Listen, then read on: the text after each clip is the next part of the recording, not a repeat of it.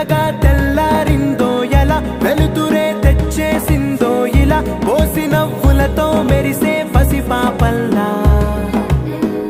చేదతో బావులలో గలగల చెరువులో బాతుల ఈతల కళ చేదుగా ఉన్న వేపను నమిలే వేళ